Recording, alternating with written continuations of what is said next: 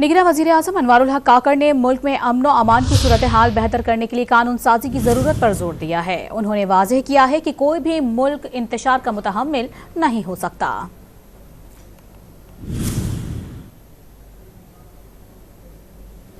90,000 people in this country have been killed. What sort of legislation we have done in these 2 decades? When a challenge happens or occurs to you, you take that challenge.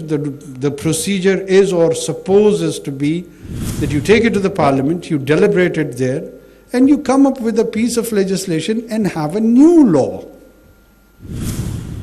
There's a talk of enforced disappearance. Yes. Has anyone taken it to the political parties that this is the issue? We need a piece of legislation either way.